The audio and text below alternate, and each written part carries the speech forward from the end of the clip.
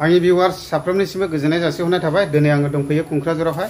ओमफ्राय बे क'क्राझाराव मानो दंफैयो होननानै बुङोब्ला जिथुनाखि भुटान हाजोनिफ्राय बोहैबोनाय खानामाख्रा दै बियो बेबायदिनो ओरैहाय क'क्राझारा दंग'जों हाबनानै गोबांथार गामिफोरावहाय खुरख्ला फैजोबबाय।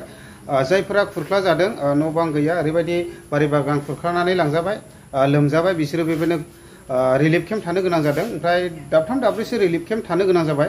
ओमफ्राय दा बेयावनो ओरैहाय हरखाबैहाय एमपि सार जयन्त बसुमतारिया नायदिंफैदों। ओमफ्राय बेजों लोगोसे EM धनन्जय बसुमतारी आरो गोबांथार लिडारफोर आरो दा बिथांमोना नायदिंफैदों। मा दं, मा मोनदों, मा मोनाखै, ओमफ्राय माखासे बेबायदिनो रेसनफोरबो होफैदों। दा बेखौनो आं नोंथांमोननो भिडिअनि गेजेरजोंहाय एसे एक्सप्ल'र खालामनानै देखायनो सानदों।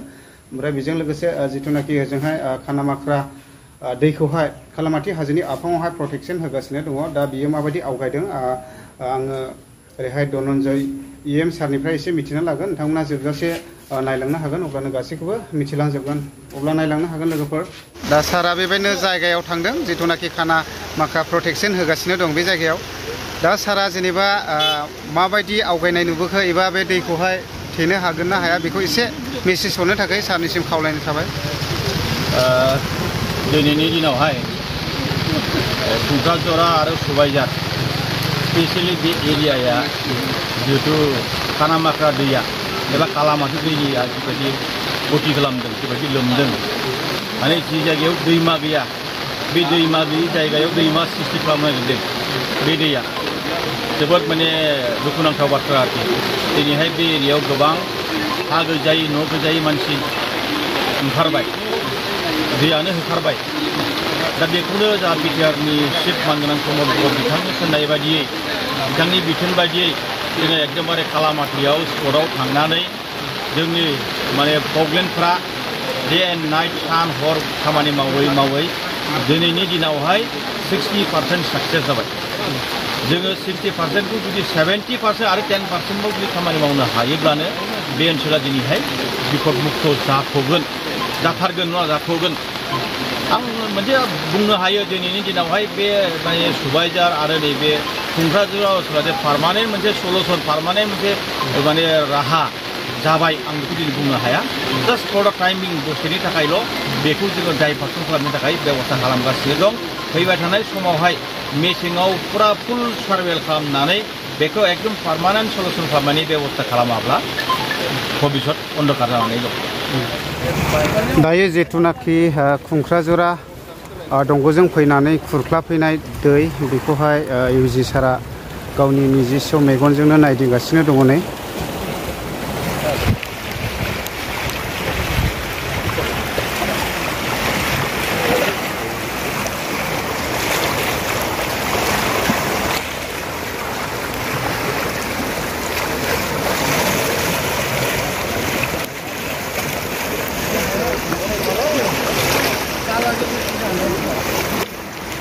बे दैया ओरैबायदि गोथौ जाबाय, हाबनो हाया, मानसिया दोबैजोबो आरोना। ओरैबायदि गोथौ माने खंख्लायबाय आरो बेयावहाय माने हाबनो हाया, ओरैबायदि रोजा फैदों दैया।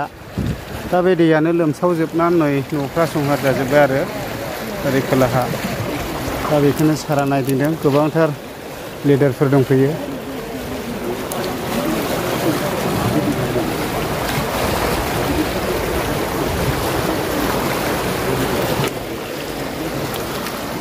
लोगोसे MP सार जयन्त बसुमतारिबो दङ, नायदिंदों। आरो गोबां EM फोर। फाइनालि दायो UG सारा सफैबावबाय नै क'क्राझारा रिलिफ केम्पआवहाय।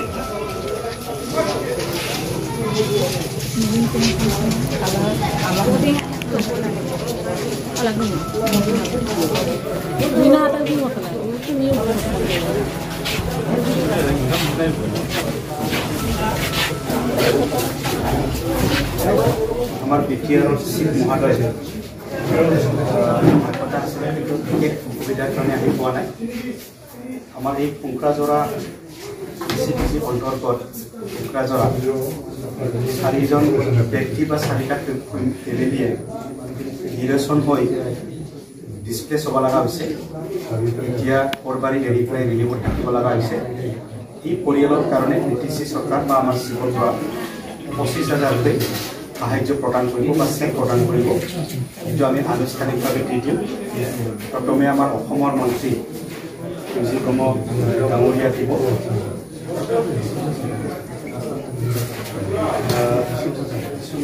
বিশ্বনাথ টপ আগলি হাতকাৰী অনুৰোধ কৰা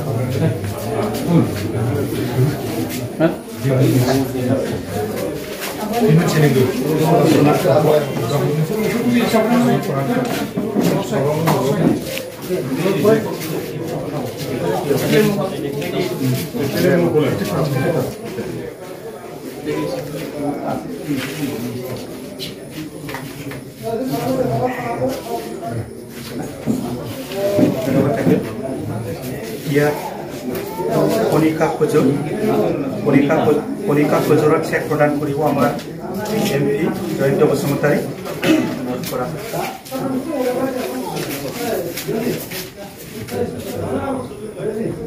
এতিয়া ৰহিলা মাতুৱা চেক প্ৰদান কৰিব আমাৰ বিটিআৰ নিখিল মুছাহাৰী ৰহিলা মাতুৱা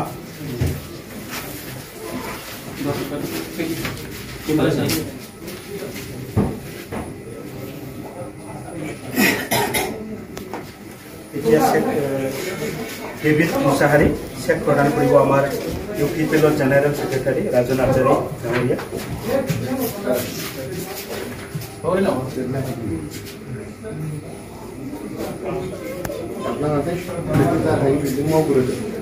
ब्रै सानसोनि सिगांनिफ्रायनो फ्लाड जाबाय थादों आरो मानसिफ्रा रिलिफ केम्पआव थानो गोनां जादों रिलिफ केम्पआव दासिमाव जोङो जि मोनसे अनजिमा मोनदों बेयो 1050 बिनि सिगां 8 माने रिलिफ केम्प बानायदोंमोन होननानै जों रिपर्ट दङ आरो जोंना डिस्ट्रिक्ट एडमिनिस्ट्रेसना जानायदों नाथाय दैया थाब रानलांफिननायनि थाखाय दासिमाव मोनब्रै दङ मोनसेया डिस्ट्रिबिउसन सेन्टार रिलिफ डिस्ट्रिबिउसन बेथ' गबदापारानिया रिलिफ केम्प कमप्लिट नङा खिन्थु डिस्ट्रिबिउसन सेन्टार बाकी मोनथाम रिलिफ केम्प सोलिगासिनो दं आरो कुंक्राझाराव मेजर एफेक्ट जादोंमोन आरो इर'सन जादों बेयो बोसोरै बिजनेयाव बे जेंनाया दङ आरो बेनि जेंनाखौ पार्मानेन्टलि सल्भ खालामनो थाखाय बहुत गोलाव सम नांगौ माखासे गिदिर प्रजेक्ट नांगौ आथिखाल जिथु दैबाना जादों बाहाय जाहाथे मानसिनि जिउआ खहा जाया आरो जिब जुनारफोरनि जिउ खहा जाया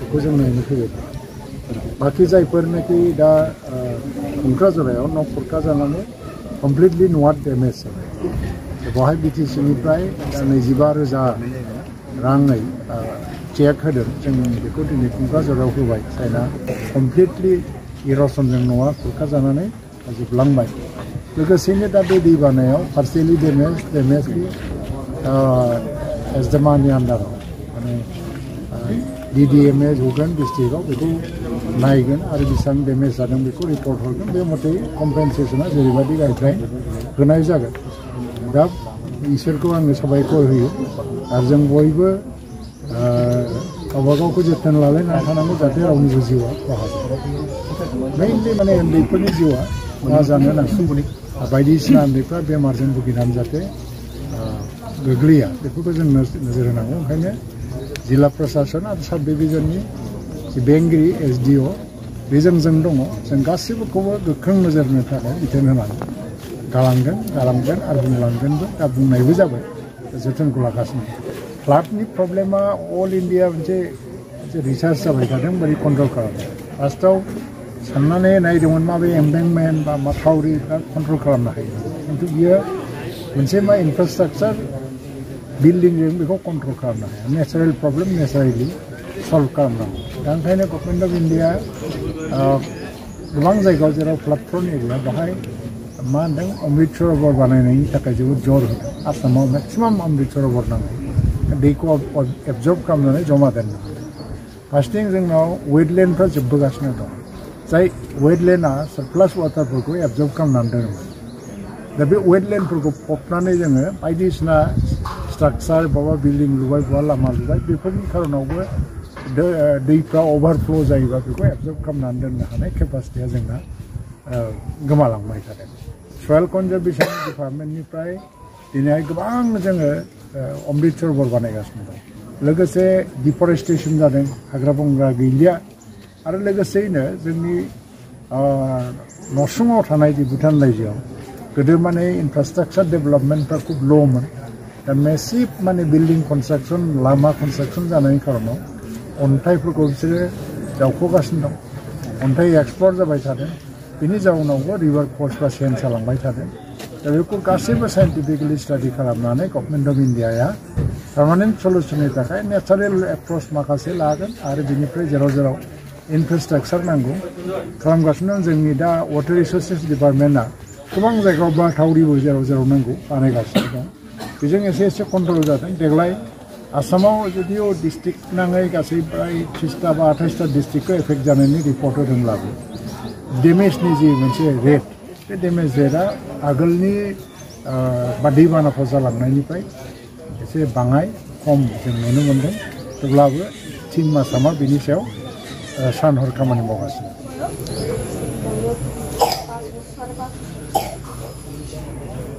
दा लोमजानाय साजानायफोरखौबो बेफोरबायदि नायदों आरो मोजाङैनो नायदों जाहाथे लोमजानाय साजानायजों भुगिनाङा दा बेफोरबायदि मुलिया गासिबो दंजोबो आरोना नै